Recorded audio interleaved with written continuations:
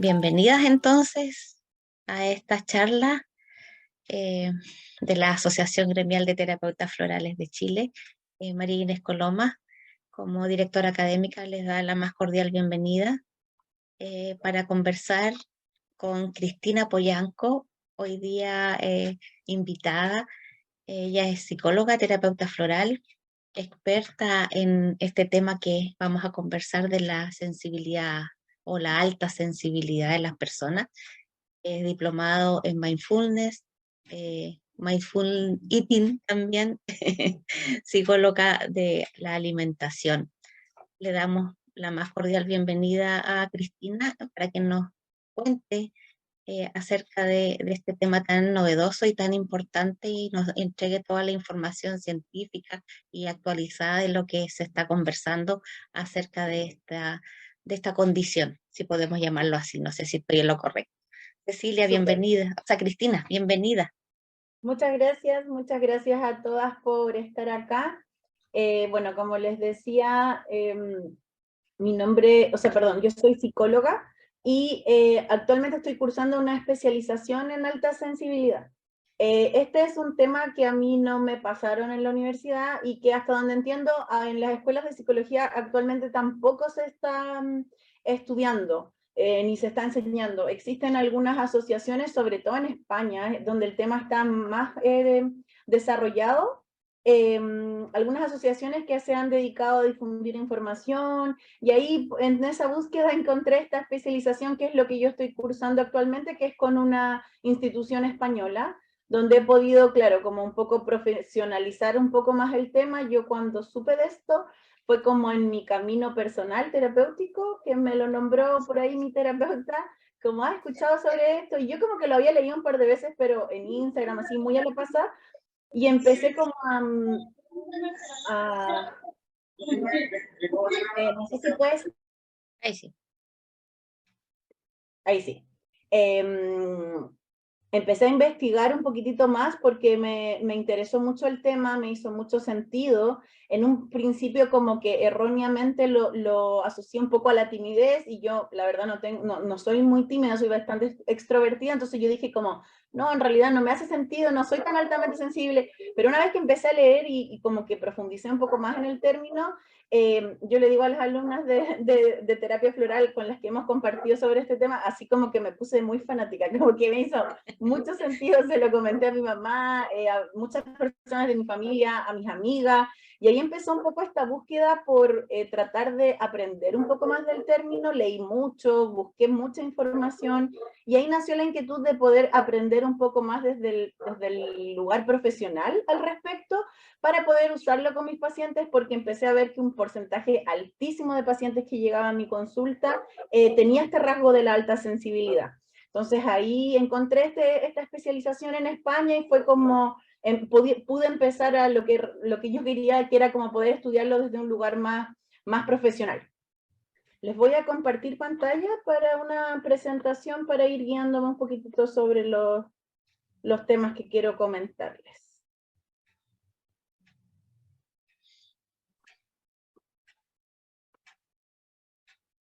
Ya, ¿ahí ven la presentación? Sí, Ya, súper. Entonces, el término correcto, bueno, ahí les dejé mi Instagram, espaciovioleta_cl, yo ahí comparto de repente información sobre este tema u otros temas de salud mental, así que las invito también a seguirme, y ahí podemos quedar más conectadas. gracias.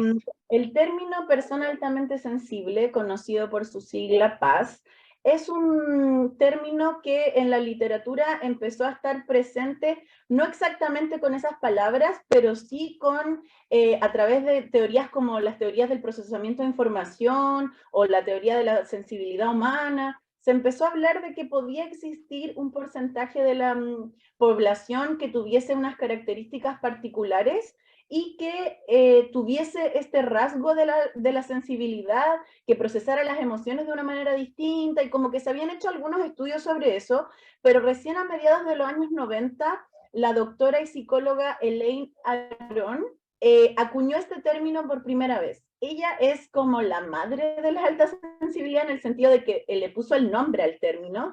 En inglés, el término exacto es como high sensitive person, es decir, persona altamente sensitiva. Ahí, en lo personal, creo que hubo un error importante respecto de la traducción, porque igual no es exactamente lo mismo en español, y sensitivo hace referencia a los sentidos, y también la palabra sensibilidad en español tiene una carga como cultural importante respecto de qué es sensible y qué no, una carga a ratos un poco negativa respecto de como, eres demasiado sensible. Entonces, en su traducción al español, como que personalmente creo que hubo un error, porque la traducción exacta en realidad es persona altamente sensitiva, fue ese el término que ella usó, y ahí en la traducción, y cuando este término se empezó a hacer más popular, un poco se transformó.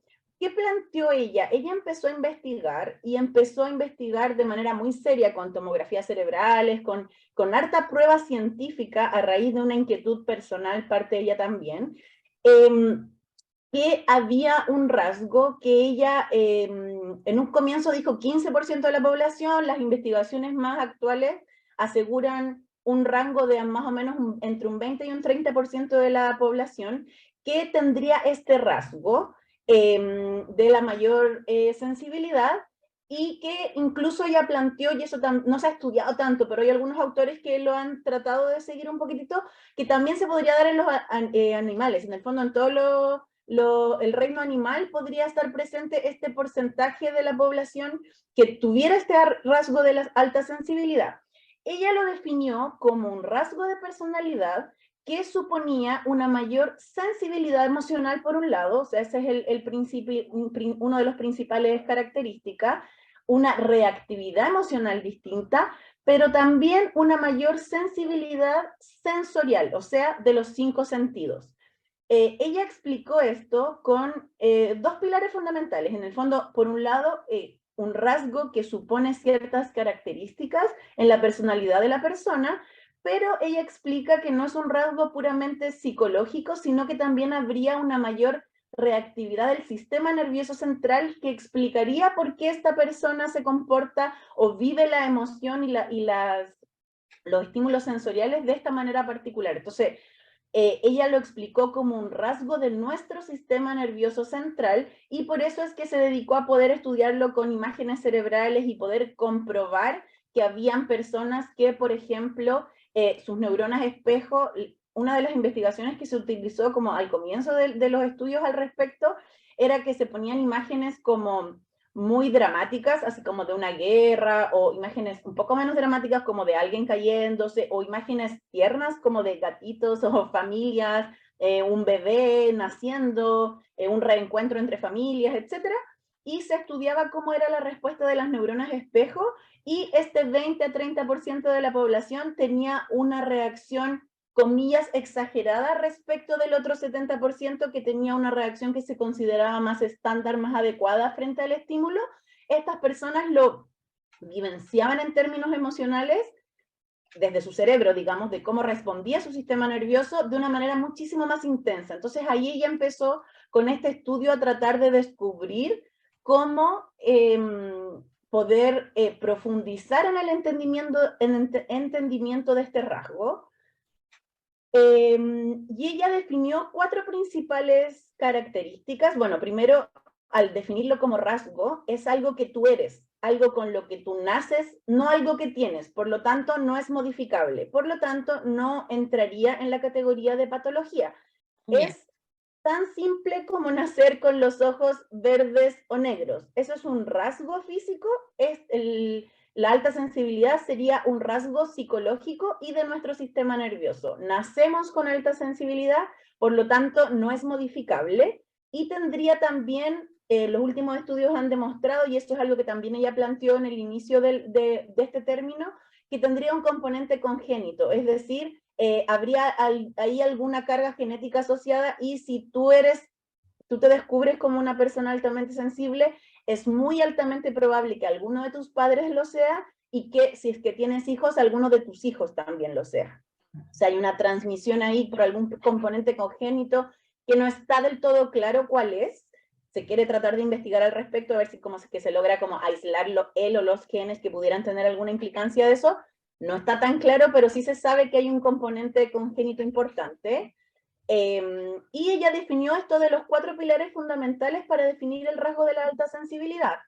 La primera es una tendencia a sobrepensar y analizar cualquier problemática. Son personas que tienen una profundidad especial para analizar las situaciones. Son personas que tienden a no tragarse o no conformarse con una explicación simple, sino que necesitan tener el mayor contexto posible para entender una situación. Tienden a hacer análisis bien profundos, bien como detallados, etcétera, etcétera. Y por lo tanto tienen una tendencia a muchísima reflexión. En su polo más positivo, esto ella lo describe como algo neutro, o sea, no es ni bueno ni malo. Pero, denme un segundito que mi perrita está rascando la puerta. Vaya nomás.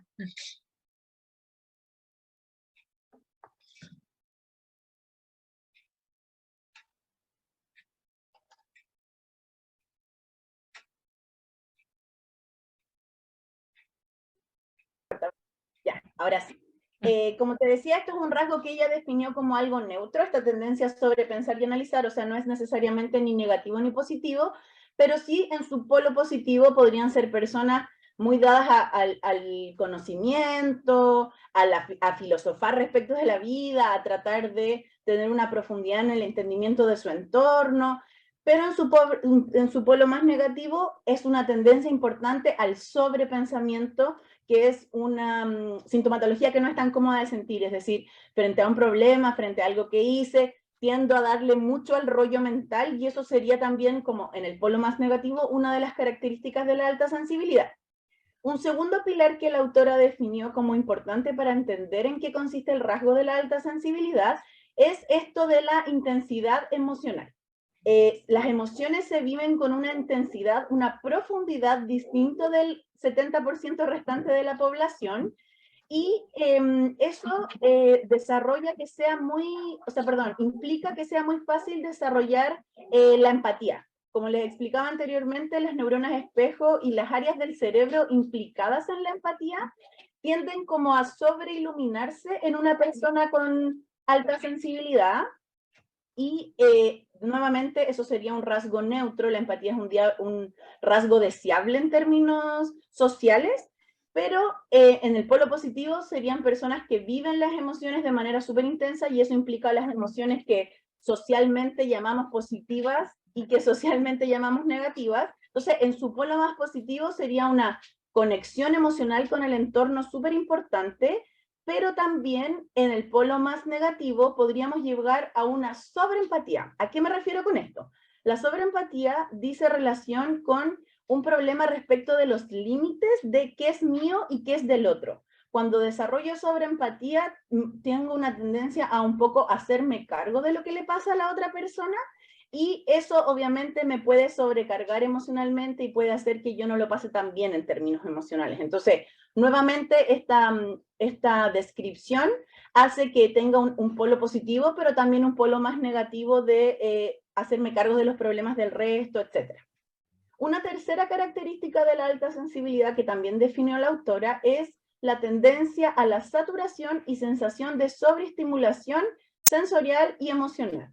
Para entender esto, que el concepto de saturación, que es un concepto que no inventa ella, está definido desde antes, lo podemos entender de la siguiente manera. Si nuestro cuerpo fuera capaz de, si pudiéramos ponerle como una unidad de medida a cuántas unidades de emoción o a cuántas unidades de algún estímulo sensorial, es decir, de los 5 sentidos, nuestro cuerpo pudiera tolerar, supongamos que esa unidad fuera 10 unidades de emoción o 10 unidades de la información de los 5 sentidos.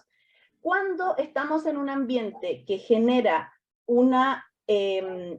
una emoción o información de los 5 sentidos que sobrepasa ese límite, es decir, 12 unidades de emoción o de información de los 5 sentidos, ocurre lo que llamamos saturación emocional o saturación sensorial, dependiendo cuál sea el origen de esta.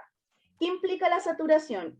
Implica una incomodidad física muy grande, implica dolor de cabeza en algunas personas, en otras personas dolores de guata o malestares estomacales en general, un cansancio muy repentino, alguna sintomatología un poco parecida a la ansiedad, así como me puedo marear un poco, etcétera, etcétera.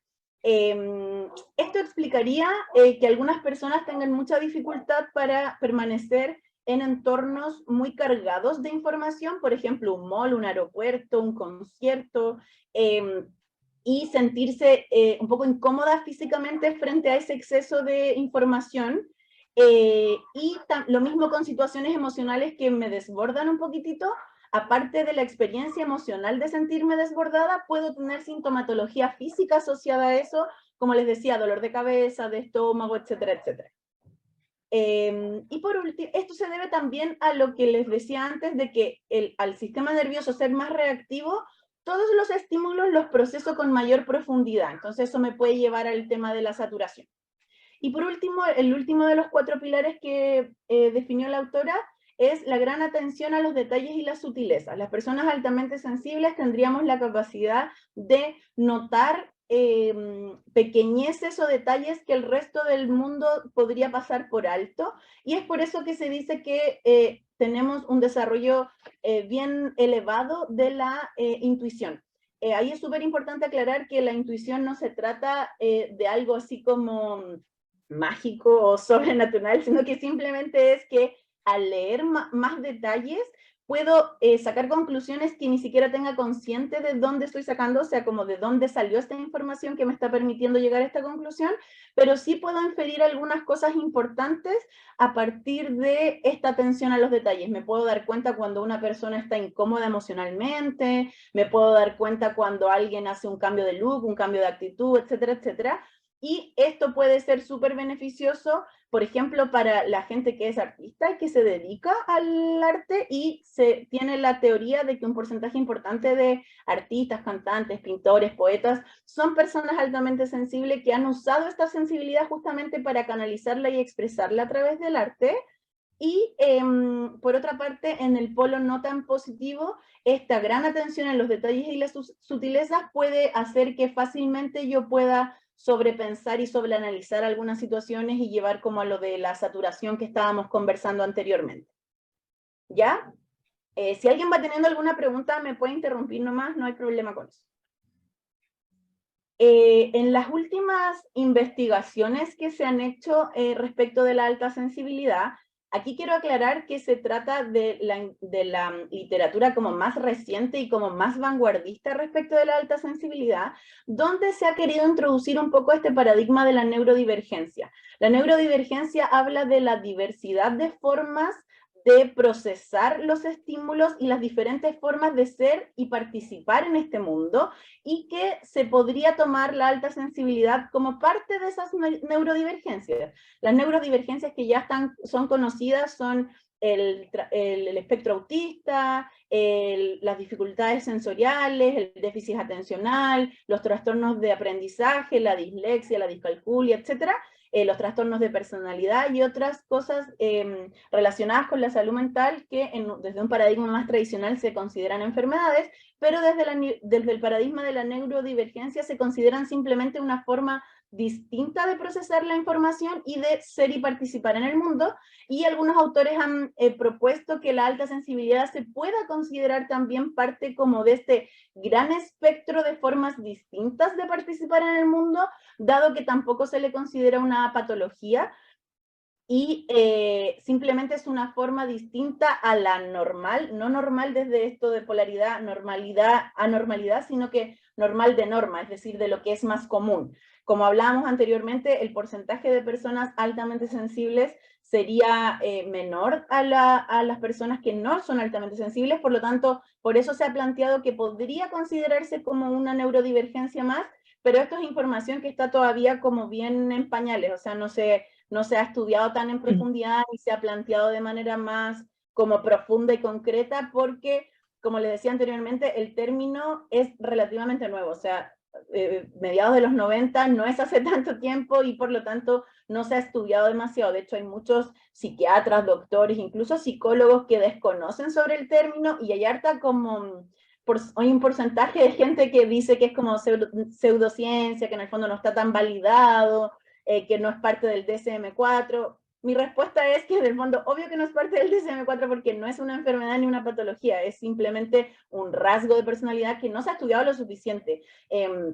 Actualmente hay una asociación que se llama Paz España, que está haciendo un manifiesto que uno puede compartir, uno puede donar plata incluso para que este manifiesto de alta sensibilidad se difunda más, porque lo que se quiere es poder seguir juntando fondos para investigar más en profundidad sobre esto. Si uno busca así como papers científicos con la palabra alta sensibilidad, no hay muchos, pero si uno busca la palabra como más científica, que apunta exactamente lo mismo, es la teoría de la sensibilidad humana, que habla un poco de cómo los seres humanos tenemos diferencias en cómo nos relacionamos con el término sensibilidad, con la característica de la sensibilidad, y cómo los distintos sistemas nerviosos procesan la información de manera diferente. Entonces, sobre eso sí hay mucha investigación con ese nombre, digamos, que respalda en qué está basado el término y cómo se ha ido estudiando y profesionalizando, como les nombraba anteriormente.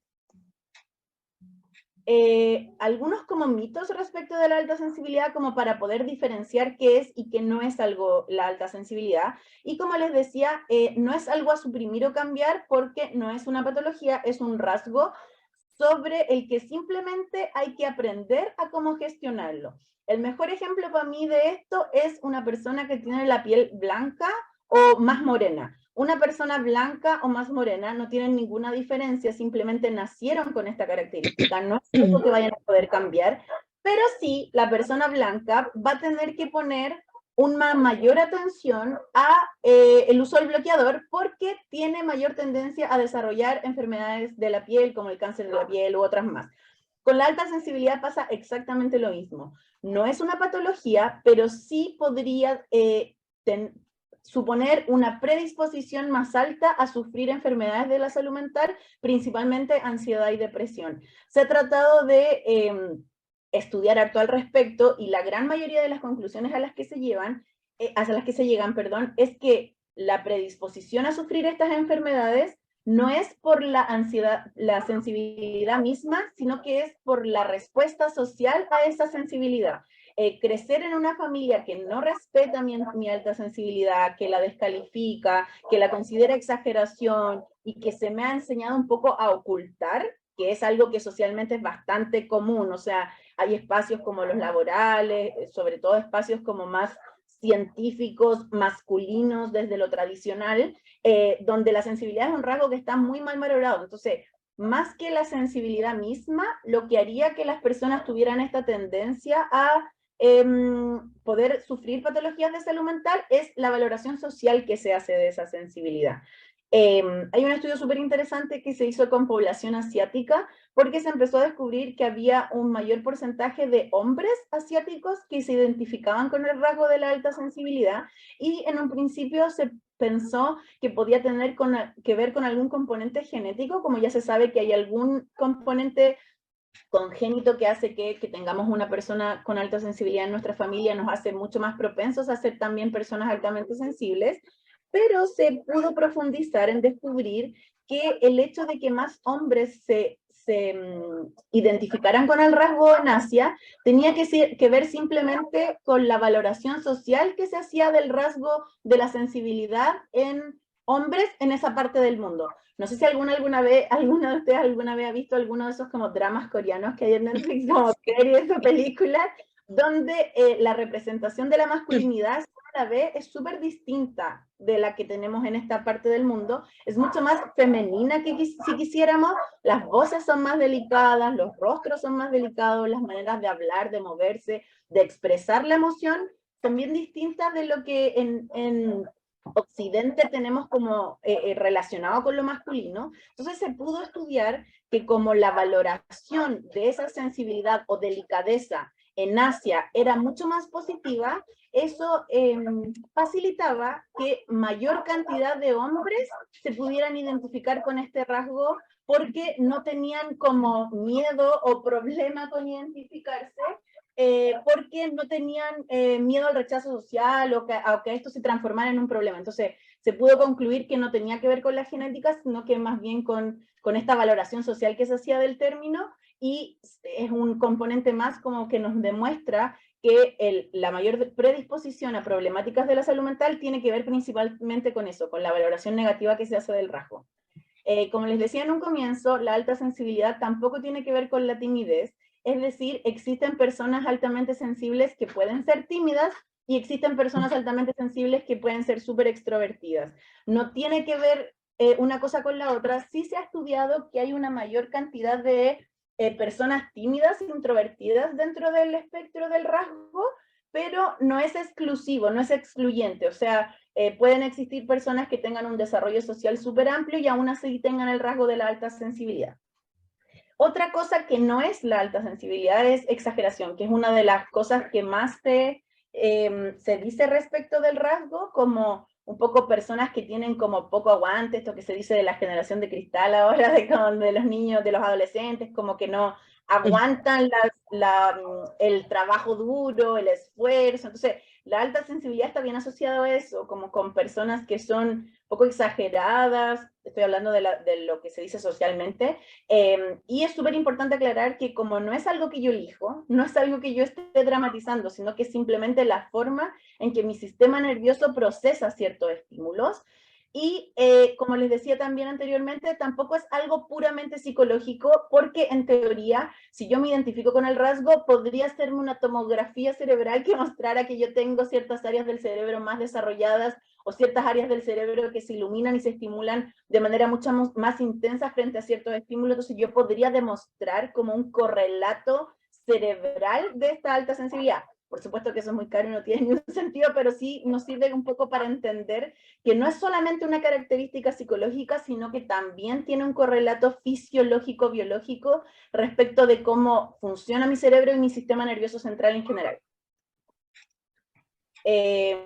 Una vez que me identifico como persona altamente sensible, existe un test que lo creó la autora Elaine, que es la que acuñó este término, y que al final de la presentación en el chat les voy a dejar un link donde les subí varias información que les puede ser relevante. Hay 2 libros en PDF, uno de la autora, que fue el primero que se escribió, y otro más de otra persona, y hay un link donde pueden acceder al test de la alta sensibilidad y pueden hacer el test para que descubran si son una persona altamente sensible.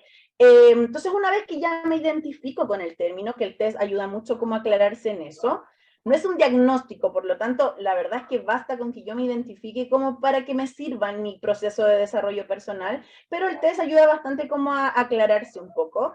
El test, una de las cosas que se ha trabajado también en el último tiempo respecto de la alta sensibilidad, tiene que ver con poder entender que la sensibilidad es un rasgo que todas las personas, todos los humanos poseemos, pero habría personas con baja sensibilidad, media sensibilidad y alta sensibilidad. Entonces, es como la forma en que se desarrolla o que se presenta en mí la alta sensibilidad lo que constituye este rango. Entonces, no es que alguien tenga cero sensibilidad, eso no existe, sino que hay personas que la tendríamos en mayor proporción y eso presupondría cierta problemática, no por el rasgo mismo, sino que por ciertas adaptaciones que en lo social se me harían un poco más difíciles.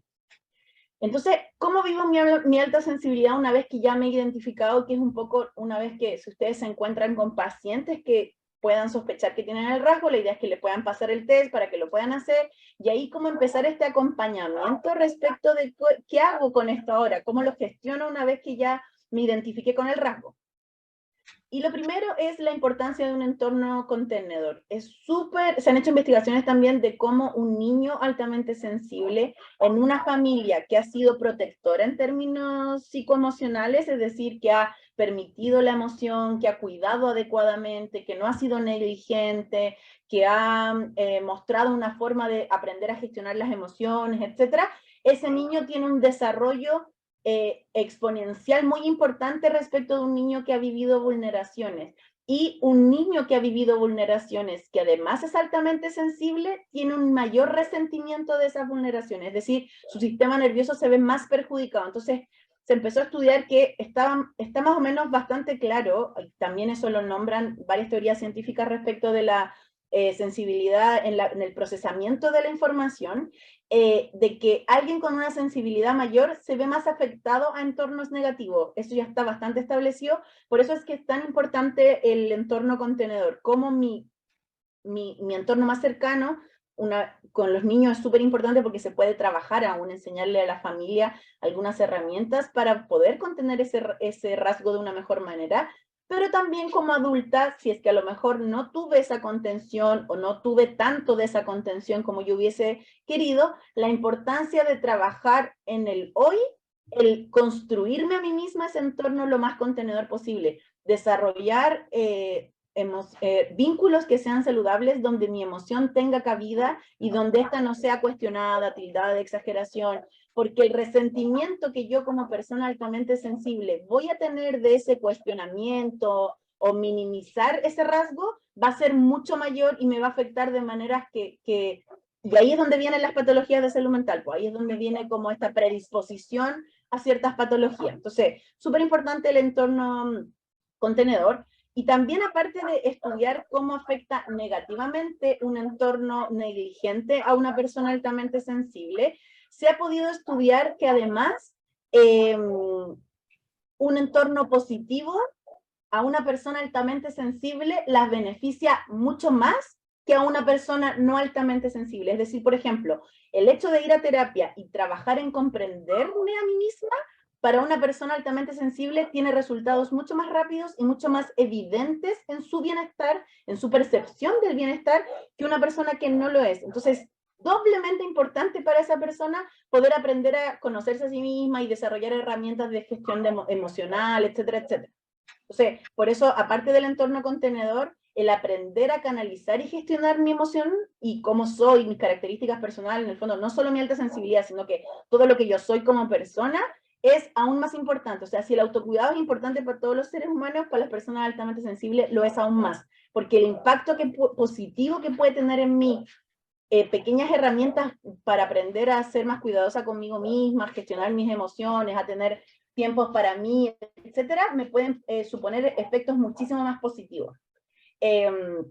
La valoración social que se hace del término, como les decía anteriormente, hay muchísimo que avanzar todavía, porque todavía en muchísimos contextos se sigue haciendo una valoración muy negativa del término, asociándolo un poco a cosas como exageración, como inmadurez, como un rasgo femenino, pero desde lo como, no sé, histérica, exagerada, ese tipo de descalificativos que a pesar de que hemos avanzado, sigue pasando muchísimo en algunos contextos más que otros, pero sigue pasando bastante todavía y eso es lo que se ha estudiado que tiene un impacto muy negativo en las personas altamente sensibles. Entonces, parte de hacer esta charla, o en mi caso, aprender más sobre la alta sensibilidad, tiene que ver también con poder ir aportando un poquito, un granito de arena a que vaya lentamente y con paciencia cambiando la valoración social que se hace de este rasgo y como la serie de mitos o estereotipos que pueden surgir asociados a eso.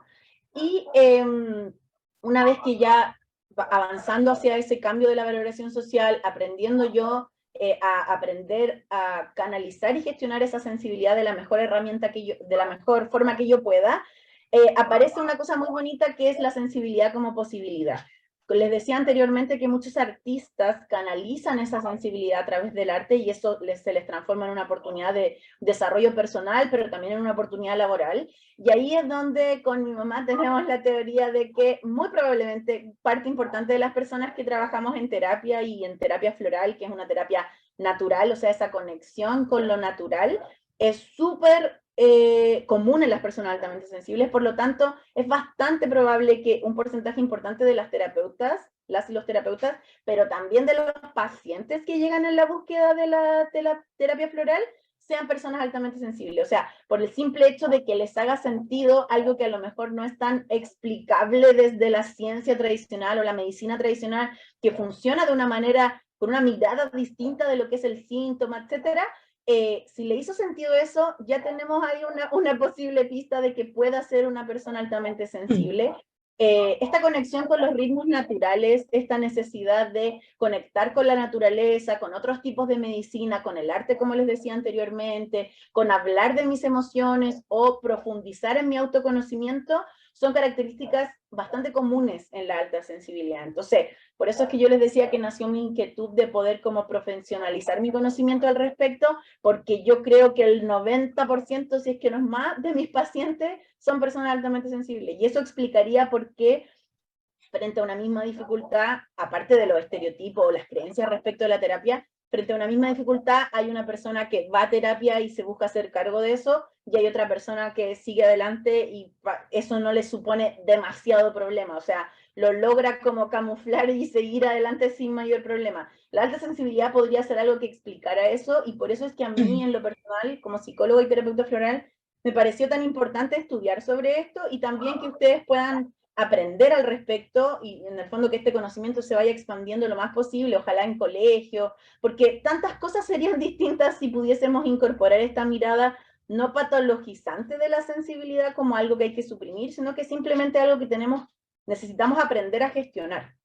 Entonces, una vez que vamos aprendiendo que ya soy una persona altamente sensible, ¿qué hago ahora con esta alta sensibilidad? Que es un poco lo que les puede servir como para ir guiando a pacientes o consultantes que ustedes puedan pesquisar que tienen presencia de ese rasgo. Lo primero es la información. Yo les decía que me puse como fanática cuando recién supe, leí muchos libros, me compré, hay harta información, o sea, hay hartos libros, existe el término, así como Paz es persona altamente sensible, también existe el término NAS, que es niño altamente sensible, y hay bastante literatura sobre eso, sobre cómo podemos enfocar la crianza si tenemos hijos altamente sensibles. En Instagram hay muchas psicólogas, digo psicólogas porque la mayoría son mujeres, que se dedican a la difusión de la alta sensibilidad. Entonces, la primera etapa siempre va a ser la información. Pasa algo que me ha pasado un par de veces en consulta cuando a pacientes les nombro esto, les mando el test y me dicen, Cristina, sí, efectivamente soy una persona altamente sensible, que se llegan a emocionar, o sea, como que les vuela la cabeza sentir que lo que les había pasado toda la vida tiene un nombre y como que no es extraño.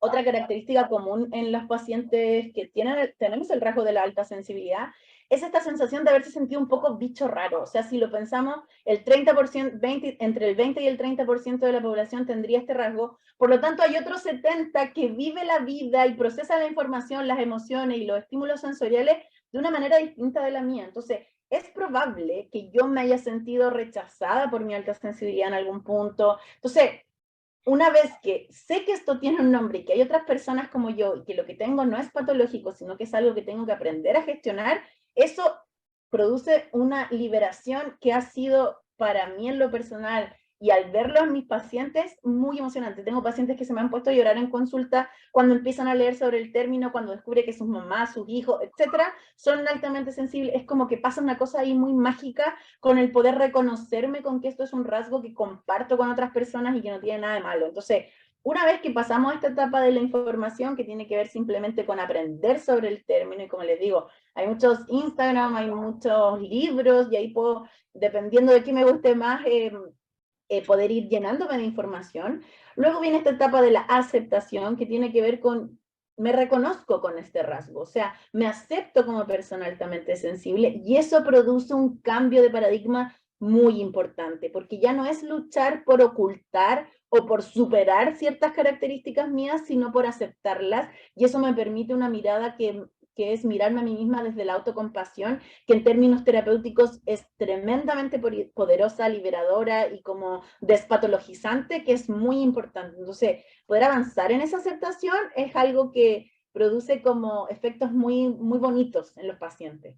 Y ahí viene una tercera etapa que es el autoconocimiento, es decir, si bien el rasgo está presente entre un 20 a 30% de la población, hay tantas formas de alta sensibilidad como personas altamente sensibles en el mundo. O sea, esto que les hablaba de la estimulación sensorial, yo, por ejemplo, cuando supe de esto y leí sobre lo que era la saturación, entendí qué me pasaba en los aeropuertos o en el mall y descubrí que, por ejemplo, yo soy súper sensible a la luz. se me puede detonar incluso un dolor de cabeza en un espacio demasiado iluminado artificialmente, pero tengo pacientes que descubren que son súper sensibles al olfato, tengo pacientes que descubren que las texturas a veces los ponen incómodos. Entonces, es como el autoconocimiento tiene que ver con ir descubriendo, ahora que ya tengo esta información sobre el rasgo, cómo ha sido para mí vivir con la alta sensibilidad y cómo se manifiesta en mí, porque incluso se habla que la alta sensibilidad, como es algo que está presente en todos los seres humanos, en el fondo es un espectro, por lo tanto, como les decía, hay personas con poca sensibilidad, media sensibilidad y alta sensibilidad, pero dentro de la alta sensibilidad también hay personas que son menos altamente sensibles o más altamente sensibles. Entonces, poder reconocer cómo se manifiesta en mí este rasgo es un camino que puede darme mucha información para aprender a gestionarlo. Y ahí viene el siguiente paso que es muy importante, que tiene que ver con la comunidad. Hablar con otros y saber que hay otras personas que comparten este rasgo conmigo, gente de mi familia, amigos, ahí yo digo que pasa esta cosa como media misteriosa de que como que nos atraemos un poco los paz y uno empieza a darse cuenta que tiene amigas altamente sensibles, etc. Darme cuenta que hay otras personas que pueden experimentar lo mismo, con las que puedo hablar de esto sin sentirme extraña, que valoran este rasgo como algo que no es negativo, sino que también tiene su polo positivo, etc. Eso me puede producir también mucho tranquilidad, mucho de reconocerme en el otro, que puede ser súper potente e importante en términos terapéuticos también. Una vez que ya me reconozco, que tengo información al respecto, que me acepto como persona altamente sensible, que empiezo de alguna manera a crear comunidad, empieza el camino del autocuidado. Reconocer mis necesidades particulares y poder identificar, por ejemplo, yo desde que sé que soy una persona altamente sensible, le pude empezar a poner más atención a mi sueño, por ejemplo, y a mis sensaciones de hambre y saciedad, porque me di cuenta que me puede engatillar mucha incomodidad sentir sueño, estar cansada o tener hambre por mucho rato, no comer en mucho rato, me hace sentir físicamente muy incómoda, me inhabilita, me quita la energía de manera muy considerable. Entonces, saber esa información, bueno, otra característica que me olvidé de nombrarles es que las personas altamente sensibles tienen bastante dificultad para tolerar la incomodidad. Entonces, la incomodidad física se hace bastante difícil de gestionar. Lo mismo con la incomodidad emocional. Entonces, yo me di cuenta que en lo personal el sueño y el hambre son sensaciones que me cuestan muchísimo gestionar. Entonces, poner atención en dormir las horas de sueño adecuadas para en comer de cierta manera, porque hay ciertos alimentos que me pueden causar ciertas sensibilidades, porque eso también es un factor común. Pueden haber alergias o sensibilidades alimentarias, o sea, tengo un sistema digestivo que también es más reactivo, más sensible, y también pueden haber dermatitis o alergias a la piel, cutáneas, porque también la barrera de la piel puede ser más reactiva que en las personas que no son altamente sensibles. Entonces, empezar a saber mis propias necesidades particulares y empezar a reconocer los límites que tengo que ponerme a mí misma y al resto puede ser también súper valioso para una persona altamente sensible. Como les decía anteriormente, el autocuidado es una necesidad que tenemos todos los seres humanos, pero para las personas altamente sensibles es como sí o sí, tienen que haber herramientas de autocuidado, porque si no, se resiente muy rápido una persona altamente sensible, si no tiene tiempos para ella, si no duerme lo suficiente, si no come de manera adecuada según sus necesidades particulares, si solo trabaja y está en el mundo de la productividad y no tiene formas de canalizar otras necesidades o de hablar con gente que se interese por sus mismas cosas, etcétera. Entonces, poder identificar cuáles son mis necesidades particulares de autocuidado puede hacer un cambio en el bienestar que es muy, muy notorio. Entonces, es súper importante también poder aprender al respecto y direccionar a los y las pacientes a que puedan también aprender sobre eso. Un concepto interesante que se utiliza harto en el estudio y la gestión de la alta sensibilidad tiene que ver con las formas de descarga. Así como les decía que las personas altamente sensibles podemos tener una tendencia a la saturación de los 5 sentidos o emocional, es importante acostumbrarnos, ojalá diariamente, a desarrollar descargas que me permitan desahogarme de cualquier posible tensión o saturación que no haya llegado propiamente tal a una saturación, pero que haya quedado ahí una energía o una sensación dando vueltas. ¿Y qué es una forma de descarga? Prácticamente cualquier cosa puede ser una forma de descarga, pero tiene que ver con algo que me permita como limpiarme de la emoción o la sensación del día y que me permita desconectar un poco y meterme en un espacio más de autocuidado, en un espacio más íntimo. La soledad para las personas altamente sensibles en sí misma es una forma de descarga. Son personas que en general tienen una vida interior muy rica y que no tienen mayor problema con la soledad, de hecho la necesitan, como que se cargan a sí mismos en la soledad.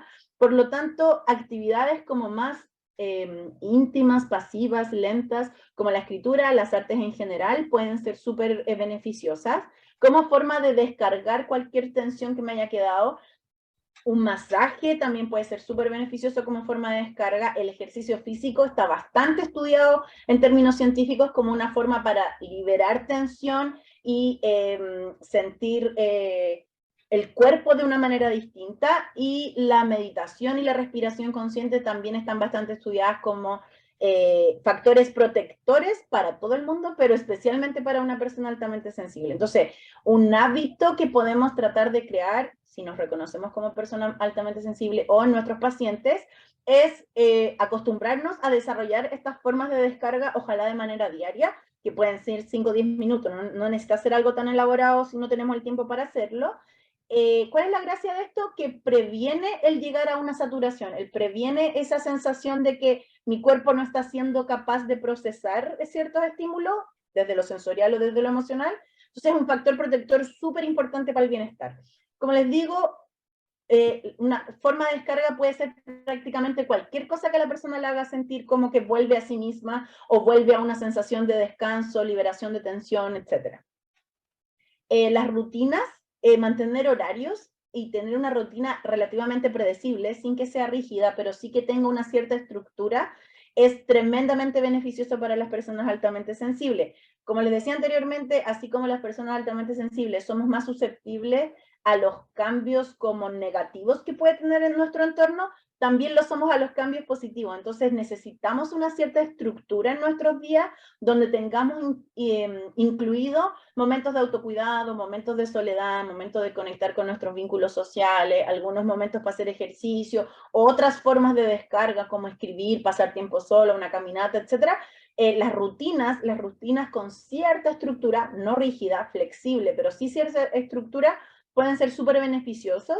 Y ahí también las personas altamente sensibles, así como les decía que tenemos una facilidad para conectar con la naturaleza, también tenemos una facilidad y un interés por el mundo espiritual que se repite bastante. Entonces, no solo la creación de rutinas, así como desde los hábitos, sino que también de rituales. ¿Qué es un ritual? Cualquier cosa que a mí me haga sentir que me conecto con alguna forma de espiritualidad. Asistir a una iglesia, meditar, salir a una caminata a la naturaleza, prender una velita, la aromaterapia, el uso de piedras, de plantas, todo se puede transformar en un ritual si yo le doy ese valor. Y las personas altamente sensibles necesitan el desarrollo de ese mundo interno y la espiritualidad es una forma también de conectar conmigo misma. Entonces, puede ser tremendamente beneficioso conectar con alguna forma de espiritualidad dependiendo de las creencias que a mí me hagan sentido. Y por último, para gestionar la alta sensibilidad, el humor es una herramienta muy poderosa. ¿Por qué? Porque así como les decía en el comienzo de la presentación, las personas altamente sensibles tenemos una mayor intensidad en la vivencia emocional y eso es en todo el abanico de emociones, es decir, vivo con mayor intensidad las emociones que socialmente llamamos negativas, como la pena, la angustia, la rabia, pero también aquellas emociones que socialmente llamamos positivas, como la felicidad, el amor. O sea, somos personas que nos podemos emocionar con un atardecer, con una película, y que nos podemos reír con mucha intensidad.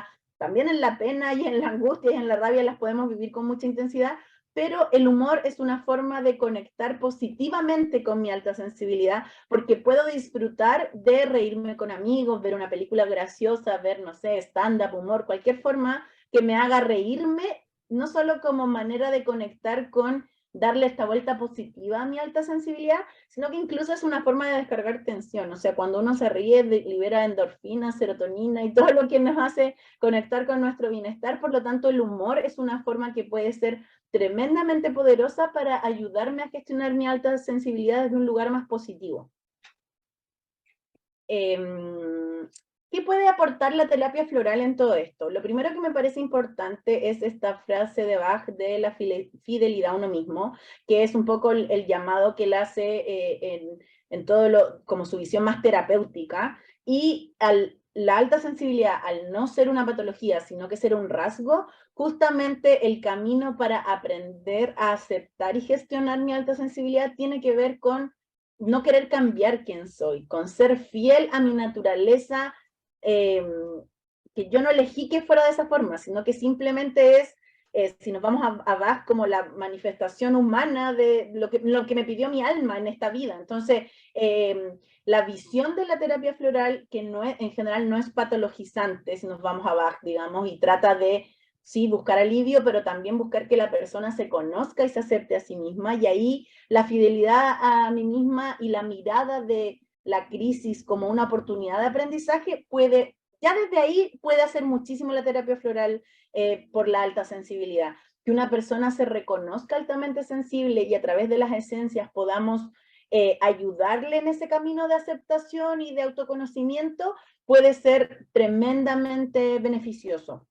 Y como les decía, esta conexión espontánea un poco que las personas altamente sensibles tenemos con la naturaleza puede hacer que conectemos con las esencias también de una manera más profunda y como que queramos aprender más, etcétera. Esos pacientes que preguntan así como, ¿qué me estás dando? Como que se interesan un poquito más por saber cómo funciona la terapia floral, etcétera. También eso es algo que se da harto en las personas altamente sensibles y como les digo, puede ser una tremenda herramienta para el autoconocimiento y esta búsqueda del bienestar y la aceptación de este rasgo.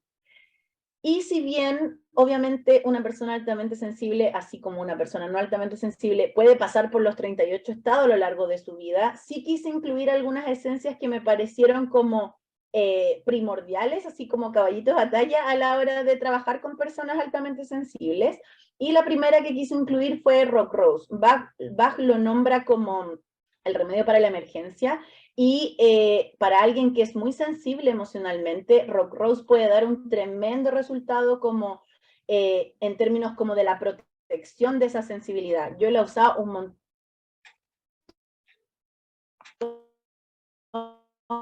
con personas, con mis pacientes altamente sensibles y los resultados muy, muy notorios. Obviamente, Rescate puede ayudar mucho como para los momentos de saturación sensorial o emocional, pero Rock Rose como ya algo más para trabajar más a largo plazo, le va enseñando a la persona al desarrollar esta cúpula de protección, de no sentirse tan expuesta por su sensibilidad frente al mundo. Entonces, funciona súper, súper bien. Y en esto mismo de la cúpula de protección, y el trabajo de los límites que yo necesito poner para vivir mejor mi alta sensibilidad, Centauri igual no tienen un rol también súper protagónico. Centauri desde el desarrollo de la voluntad, por ejemplo, para desarrollar mis hábitos que necesito para mi autocuidado y también para ir reconociendo estos límites que yo les decía que necesito ponerme a mí misma, pero también necesito poner en la relación con otros. Igual para el cambio cuando me reconozco como persona altamente sensible, pero también desde su función protectora, así como más desde lo áurico, como de protección frente a otras energías, etc.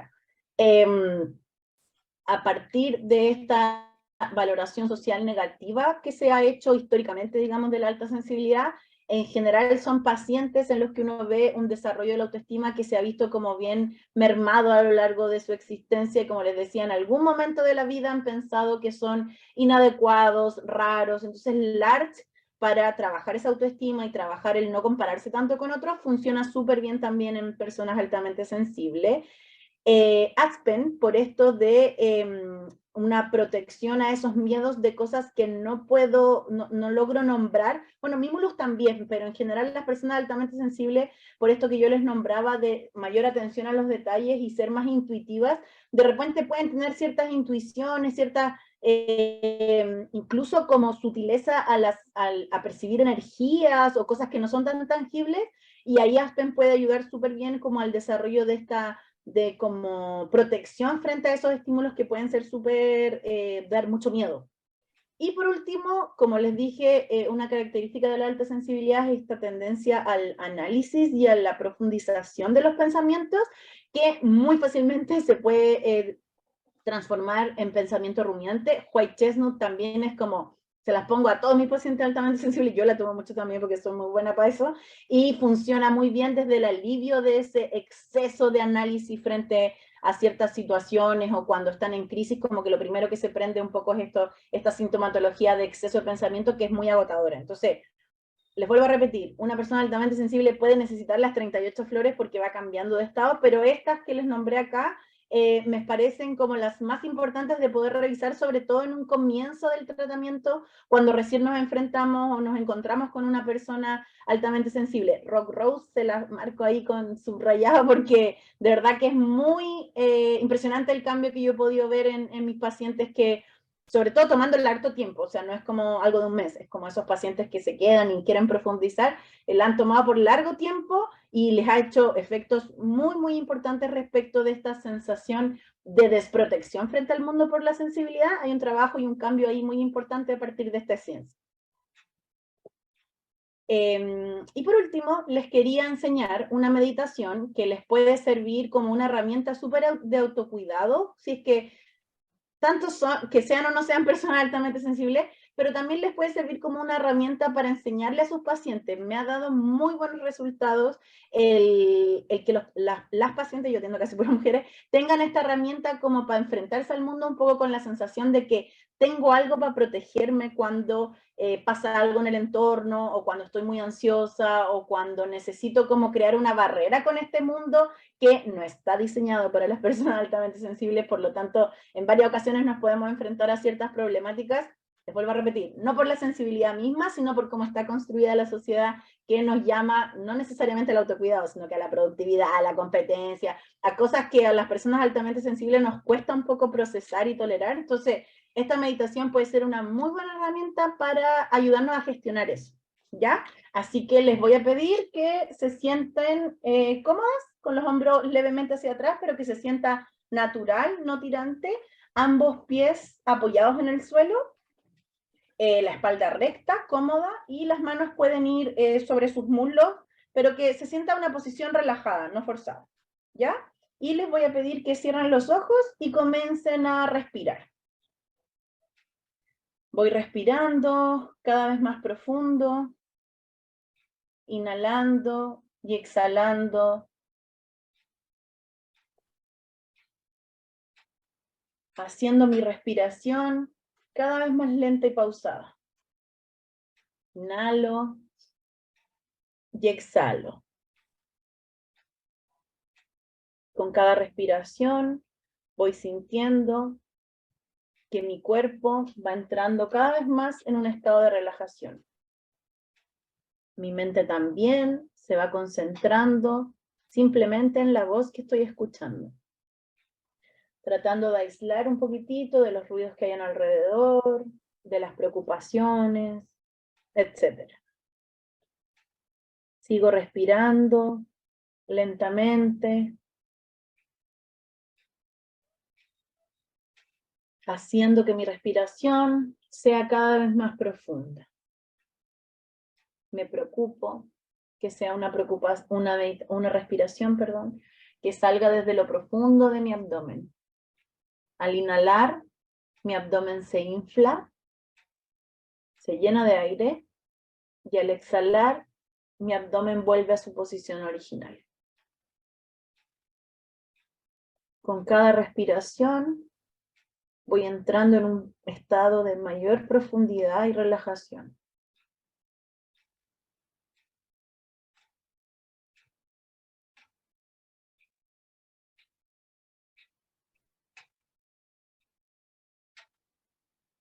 Sigo respirando de manera lenta y pausada. Y voy a comenzar a visualizar, primero que todo, un color que me inspire calma. Dejo que aparezca. No lo pienso tanto, sino que el primero que se venga a mi cabeza. Una vez que ya tengo ese color, voy a visualizar la punta de mis dedos gordos del pie izquierdo y del pie derecho. Una vez que ya tengo la atención en esa zona, comienzo a visualizar que este color comienza a teñir mi cuerpo, lentamente partiendo por los dedos de los pies, de ambos pies. Se comienzan a llenar de este color. Va subiendo el color, avanza, tiñe mis plantas, mis empeines, mis tobillos. y me va generando una sensación de relajación en cada zona del cuerpo que voy nombrando. Sigue subiendo por ambas piernas, por los muslos, perdón, por la pantorrilla y la canilla. Va subiendo lento. Voy experimentando incluso una sensación de calorcito en las zonas que voy nombrando. Sigue subiendo hasta las rodillas. Y ambas rodillas están teñidas de este color. Sigue subiendo por ambos muslos. Por arriba y por abajo de mis muslos se van tiñendo de este color. Llega hasta mis caderas. Ambas piernas están completamente teñidas de este color y se encuentran en un estado de relajación.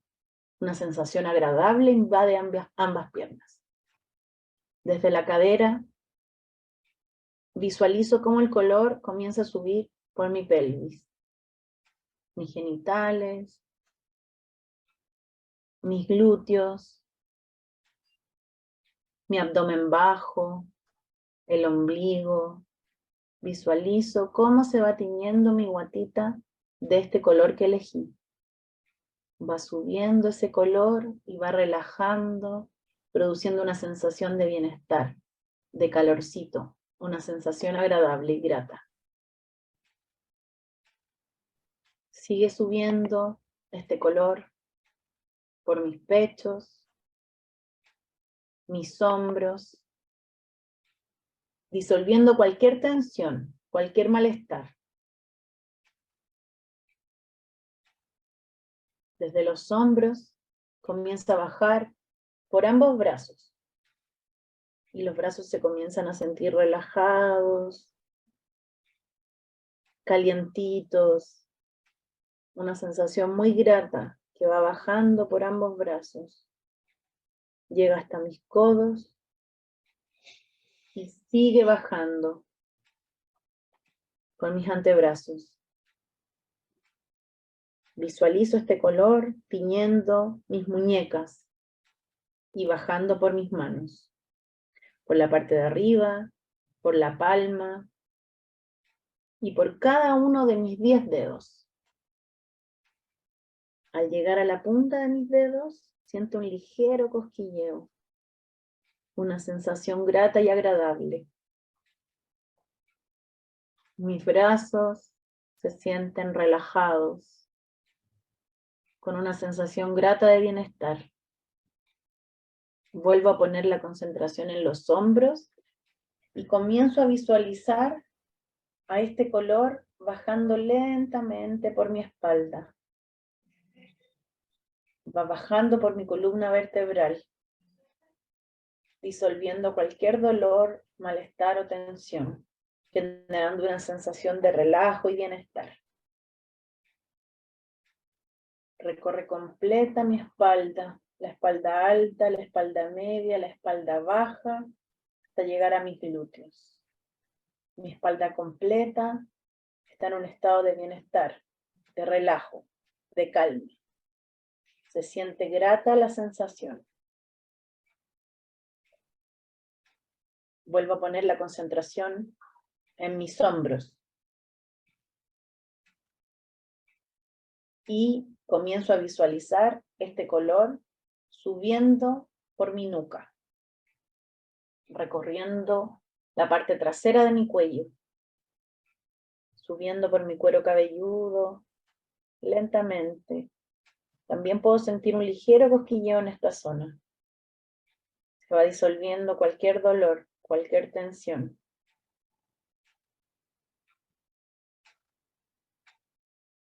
Al llegar a mi frente, visualizo que este color entra a mi cabeza y tiñe también mi cerebro, liberándome de cualquier preocupación mental, de cualquier estrés, de cualquier pensamiento que me distraiga de esta actividad.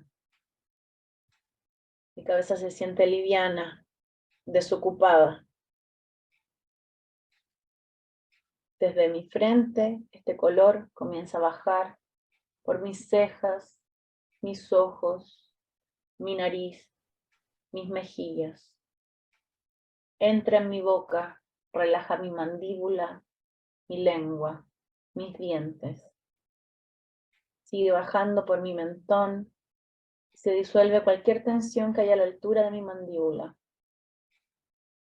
Se siente relajada la zona de mi cuerpo. Sigue bajando por el cuello y mi cuerpo completo está teñido de este color, sintiendo una sensación de mucho bienestar, de relajo, de calma. Siento un calorcito que me es agradable. Me quedo ahí unos momentos disfrutando de esta sensación tan grata, tan rica.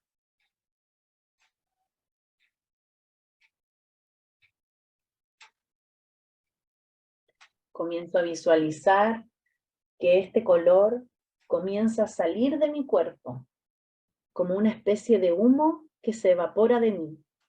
Mi cuerpo no pierde el color, sigue cargado de esta energía de relajo y calma, pero se comienza a expandir. Este humito comienza a salir de mí, hasta que forma a mi alrededor un huevito. Estoy envuelta en un huevito de este color. Dentro de este huevito solo siento tranquilidad y calma. Dentro de este huevito no puede entrar nada externo. No entran las preocupaciones, los pensamientos intrusivos, el estrés, la ansiedad. Todo eso se queda afuera. Los juicios de los demás, los problemas de los demás. Todo se disipa, porque dentro de este huevito solo hay seguridad, tranquilidad y calma. Sigo respirando lento y pausado, sintiendo el beneficio de esta sensación. Se siente rico, agradable, porque no puede entrar nada que yo no permita. Este huevito de tranquilidad y calma está conmigo siempre que yo lo necesite. Puedo recurrir a este huevito de este color cada vez que lo sienta necesario, para alejarme del ruido, de la tensión, de una discusión o de cualquier momento de tensión emocional. Cuando esté muy cansada, cuando me sienta sobrepasada, cada vez que lo necesito, puedo volver a este huevito de tranquilidad y calma. Puedo acceder a él cada vez que lo necesite. Me siento totalmente tranquila de que puedo volver a él cada vez que sea necesario. Sigo respirando, disfrutando de la sensación de calma y bienestar que me produce este huevito protector.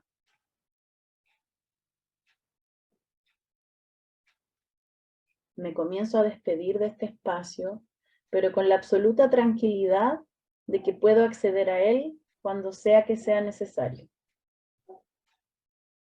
Tomo conciencia, sin abrir los ojos, de los ruidos de mi alrededor, de la posición de mi cuerpo, de la temperatura del espacio.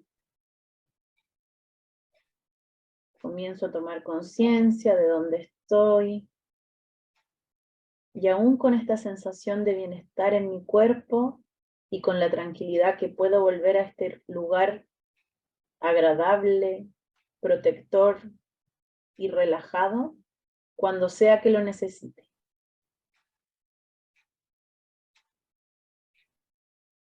Respiro un par de veces más y cuando me sienta lista, puedo abrir los ojos.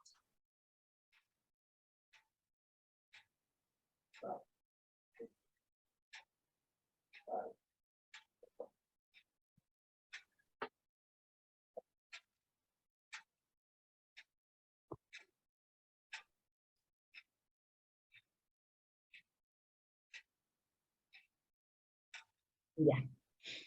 Esta meditación, que yo la hago harto, pero también se las enseño a mis pacientes, tiene muy buenos resultados. La sensación de un huevito protector donde nada me puede influir, donde tengo límites con el resto, donde puedo volver a este espacio de calma, funciona muy, muy bien. La idea es que si lo practican ustedes o se lo enseñan a algún paciente, en la repetición está toda la gracia. Mientras yo más lo haga, más fácil se me va a hacer acceder a este huevito cuando esté en una situación como de más emergencia, de mayor intensidad emocional, me sienta incómoda, etc. Y una vez que ya lo he practicado varias veces, puedo comenzar a practicar simplemente cuando estoy en un espacio público con mucho ruido, con muchas personas, simplemente visualizar este huevito alrededor mío sin tener que hacer la imaginería completa. Entonces, mientras yo más lo practique, más fácil para mí va a ser acceder a ese huevito protector solo con la imaginería como instantánea de visualizarme envuelta en ese color de una manera mucho más fácil. Entonces, por eso es que es tan importante practicarlo en estados de calma para poder empezar a poder utilizarlo en estados de mayor emergencia. ¿Ya? Eso sería la presentación. Voy a dejar de compartir pantalla para que si es que alguien tiene alguna pregunta o comentario, me lo pueda hacer. Gracias, Cristina. De nada. Gracias por este momento tan íntimo y de calorcito y de autocuidado tan bonito. Muchas gracias. Dejamos abierta entonces la palabra para que hagan todas las consultas que quieran hacer, aclarar las dudas. Si pueden también abrir sus pantallas para verlas, para mirarlas. Les voy a enviar mientras tanto al chat lo que les comenté. Es un link donde tengo 2 libros de alta sensibilidad. Hay un ebook ilustrado que resume como los rasgos principales de la alta sensibilidad con ilustraciones de una amiga, y sale su Instagram también por si la quieren seguir a ella también, que hicimos un trabajo en conjunto y publicamos alguna información al respecto. En este link que les voy a dejar en el chat, ustedes se inscriben con su mail y les va a llegar un correo con el link donde hay, como les digo, en los libros, el ebook ilustrado, la presentación de hoy día y un documento donde está el link con el test de alta sensibilidad, que es un test que creó la autora que creó el término y que la Asociación Paz España, que tiene una página con harta información también. Hay otra página que se llama Universo Paz, que también es española, que también se las recomiendo, que tiene cursos y cosas ahí bien interesantes, para que puedan hacer el test y puedan usarlo ustedes como herramienta, pero también se lo puedan compartir a sus pacientes que tengan la intuición que puedan ser una persona altamente sensible.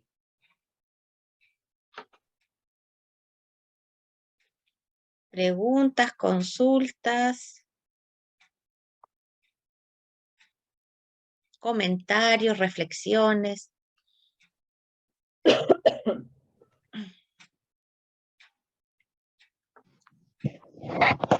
Gracias, Cristina. Creo que me quedó clarísimo. No tengo ninguna inquietud. Lo detallaste muy, muy bien, muy claro. Me identifico perfectamente con lo que pusiste. Igual quiero hacer el test para reconfirmar y cortar el rollo mental que es característico. Así que 1.000.000 de gracias, te pasaste, sigue, que te vaya estupendo con tu diplomado. Muchas gracias. Creciendo en este ámbito. 1.000.000 de gracias. Muchas gracias, Ceci. Cristina. Hola. Hola. Mira, me apretó corazón, la guata y todo, tu presentación maravillosa. Pude identificar todo esto en un hijo. Tengo un hijo que tiene todo esto, todo. Él es artista, es pianista, tiene 34 años y él a los 17 hizo una paranoia.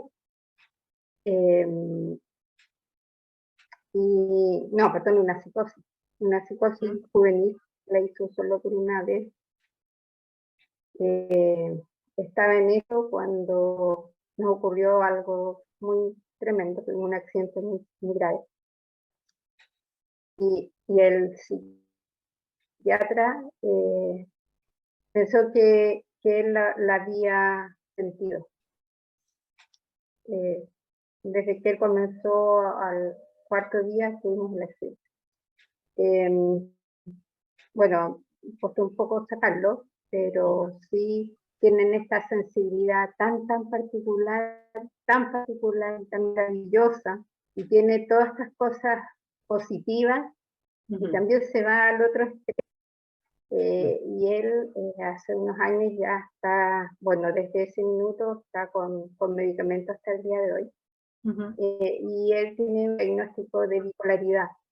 Entonces, claro, vive las dos cosas de una forma muy potente, pero es más bipolar al extremo del éxtasis y de la depresión, afortunadamente. Pero cuando pasa este estado, son también como de harto tiempo. Pero mi consulta, bueno, quería compartir esto porque de verdad que no me puedo quedar callada, porque es tan real lo que tú cuentas, y esto ocurrió hace 17 años, que el haber sabido esto hace 37, hace tantos años atrás, capaz que el tratamiento hubiese sido distinto. Y a lo mejor no necesitaría ahora los 5 medicamentos que está tomando. Entonces mi consulta es, ¿podemos ayudarlo desde las flores? ¿Cómo? O sea, ¿de dónde buscamos Bueno, lo primero, de agradecerte por compartirnos esta parte de ti, de tu vida. Es importante saber que la alta sensibilidad es un rasgo que puede coexistir con otras neurodivergencias, como los trastornos de personalidad o el espectro autista. Entonces, puede haber gente que tenga condiciones de salud mental o pertenecer a alguna neurodivergencia y también identificarse dentro del rasgo de la alta sensibilidad. Entonces, si es que a ti te hace sentido, le puedes compartir un poco de esta información así disimuladamente, decir, oye, mira, tengo esto. Yo en el link que les mandé pueden descargar 2 libros. Partiendo por esos libros ya uno como que empieza a juntar cosas y le empieza a hacer sentido. Entonces, como te decía, la primera etapa siempre es la información. Poder aprender qué significa el rasgo ya produce una sensación interna muy importante en términos de bienestar. Para ahí empezar a avanzar hacia la aceptación y recién ahí empezar a avanzar hacia el autoconocimiento de cómo se da en mí el rasgo, por lo tanto poder saber qué formas de autocuidado yo necesito. Yo le compartí lo del sueño porque para mí de verdad fue como muy transformador descubrir algo tan evidente como que necesito dormir muy bien para funcionar bien. Entonces cuando yo soy como relativamente estricta con mi rutina a la hora de dormir, no excesivamente estricta porque eso me cuesta mucho, pero sí trato de mantener ciertos cuidados de higiene de sueño, y eso, la transformación que para mí algo tan simple significó en términos de bienestar, fue así como que me voló la cabeza, pero me di cuenta que anteriormente yo consideraba, por no saber lo que era la alta sensibilidad, que ponerle tanta atención a eso era exagerado, porque yo veía a otra gente, sobre todo en la universidad, por ejemplo, que dormía mal y no le pasaba nada con eso, o aparentemente al menos funcionaba mucho mejor. Entonces yo me cuestionaba ¿cómo va a ser que me afecte tanto? Cuando descubrí que había algo que se llamaba alta sensibilidad y descubrí que no era la única persona a la que eso le podía afectar, pude reconciliarme con esa parte de mí para recién ahí hacerme cargo. Entonces, una vez que, y como te dije al comienzo, yo me puse fanática y como que le hablaba a todo el mundo de esto y me leí 100.000 millones de libros y seguía todas las páginas de Instagram, etcétera. Entonces, después de esa etapa de información, que es muy necesaria, puedo recién ahí avanzar como a la aceptación y el autocuidado necesario para mi alta sensibilidad. Entonces, partiría por ahí, como por poder primero plantearle el término, a ver si le hace sentido, si se interesa que lea un poco al respecto, y poder ahí avanzar con las flores. Rock Rose yo le daría para empezar, como te decía, he visto muy buenos resultados con los pacientes con alta sensibilidad, y ahí un poco ver cómo se manifiesta en él esa alta sensibilidad. para ayudarlo con Centauri, con Walnut, un poco algunas de las esencias que nombré, o cualquier otra de las 38 que él pueda necesitar, pero la terapia floral puede ser una tremendísima herramienta para poder ayudar a gestionar la alta sensibilidad. Entonces, sin duda que partiendo por Rock Rose y de ahí las otras que nombré, o cualquier otra que él necesite, puede ser una súper buena compañía en ese proceso de información primero, para luego la aceptación y luego ahí recién el autoconocimiento de qué herramientas de autocuidado necesito yo. Yo les nombraba esto del sueño, pero puede haber otra persona que necesite poner mucha atención a otras cosas, a otra rutina, hacer ejercicio, por ejemplo. Yo tengo una paciente que corre todos los días y ella dice, yo dejo de correr y algo me pasa, algo que no logro describir me pasa, que me siento muy mal, cuando se ha lesionado lo pasa pésimo porque no puede salir a correr. Entonces, para ella el principal pilar de su autocuidado es el ejercicio físico. Y así, o sea, poder darme cuenta de qué necesidades particulares tengo yo para recién ahí poder hacerme cargo de eso. Pero para eso primero necesito reconocerme como persona altamente sensible y ahí la información es primordial. Sí, Cristina, muchísimas gracias.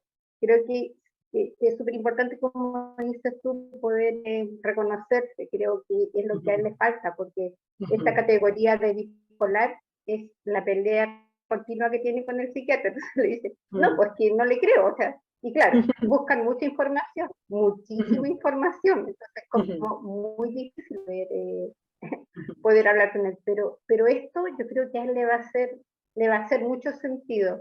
A lo mejor no mirarla, bueno, de espiritualidad tampoco la tiene muy, es como, gracias a Dios que soy ateo, o sea, es como esa dualidad que a lo mejor sí la tiene, pero no la quiere, no la puede poner en concreto, entonces le cuesta.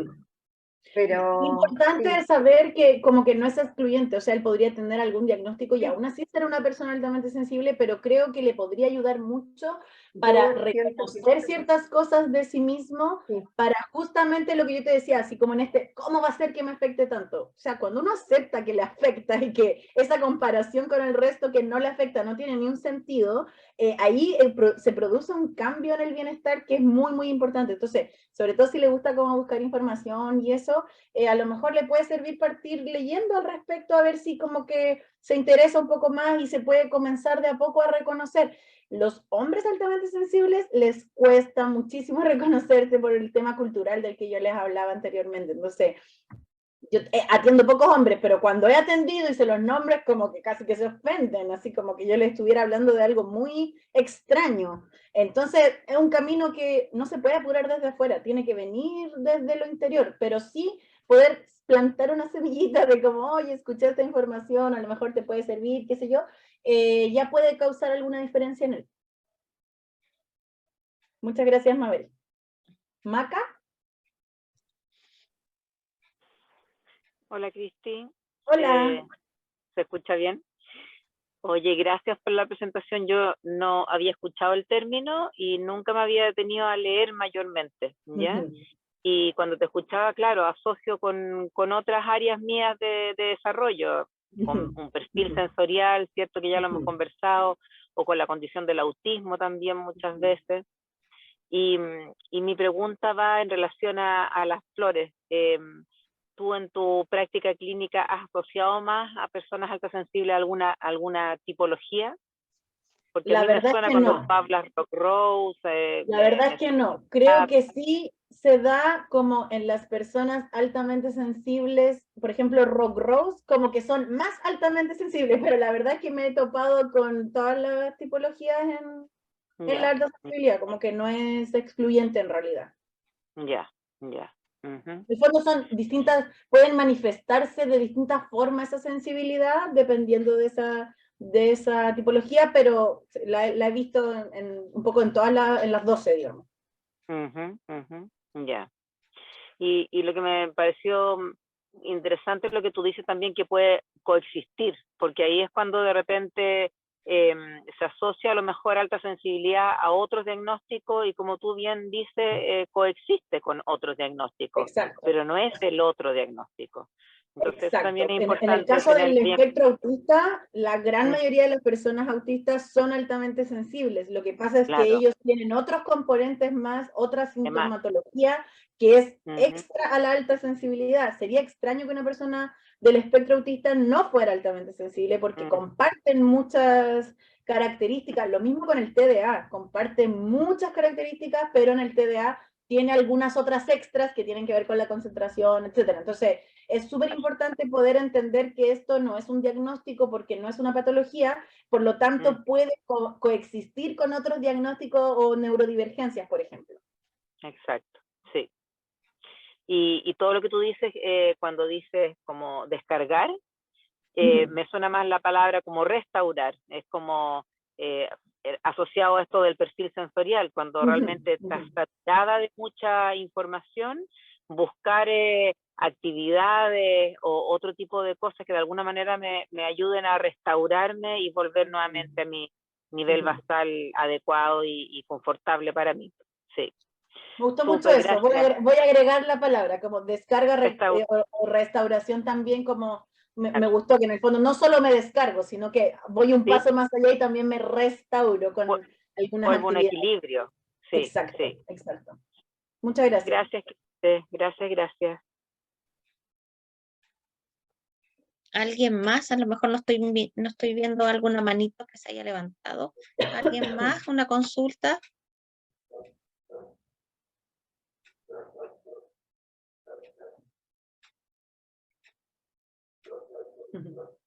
¿No? Parece que no. Estamos con las cosas más que claras. Vamos a ir cerrando entonces este encuentro y agradeciendo a Cristina la hermosa exposición que nos ha entregado hoy día con tanta información actualizada y con respaldo científico que nos ha hecho aprender de esta terminología, de este rasgo de la personalidad que nos queda clarito, ¿cierto? De qué se trata y gracias por todos los tips de autoayuda, de formas de ir, como dijo la Maca, recentrándonos o reconstruyéndonos para poder estar en armonía y en salud, como dice Edward Bach. Una gran herramienta también, como dice Bach, la enfermedad, ¿cierto? Es una gran oportunidad. Entonces, este conversar, estos rasgos de personalidad que nos llevan al autoconocimiento, encuentro que es maravilloso porque te hace dar ese pasito de me pasa algo, me siento así y me empiezo a conocer un poquito más. Entonces, esta enfermedad nos lleva a encontrar nuestra armonía y nuestra salud. Así que no me queda más que agradecerte por todo lo que nos has enseñado en esta tarde-noche, Cristina, y esperamos tenerte entonces en alguna otra oportunidad para seguir ahondando y profundizando en este tema que nos ayudan a todos. Y sin duda no tengo, eh, eh, reafirmo que el conversar acerca de cualquiera de los temas de los cuales uno no tiene mucha información, nos lleva a no sentirnos solos, a no sentirnos que estamos locos, que estamos abandonados, sino que el compartir la información es relevante para nuestra calidad de vida. Así que te vuelvo a dar gracias por toda esta enseñanza de ahora. Muchas gracias a ustedes. Me encanta a mí hablar sobre esto, así que si tienen alguna otra duda que les surja después, bueno, por eso le mandé ahí piratería nomás los libros que tienen ahí en el link, porque me interesa que esta información, compártanlo con quien quieran también, esa información que van a poder descargar, porque mientras más gente sepa de esto, podemos aportar a que más gente se reconozca y pueda vivir con su sensibilidad de una manera más armónica, más tranquila, etcétera. Y a través de mi Instagram o la misma página donde van a poder descargar las cosas, se pueden comunicar si tienen alguna duda o si cualquier cosa es totalmente abierta a poder conversar sobre esto o algún otro tema. Muchísimas gracias a todas también las que nos acompañaron esta tarde. Gracias por el tiempo que se dieron para recibir este regalo, porque realmente fue un regalo esta conversación. Gracias a todas y nos veremos pronto en alguna otra charla o algún conversatorio. Que estén muy bien. Buenas noches a Muchas todas. gracias. Chao. Buenas noches. Chao, chao.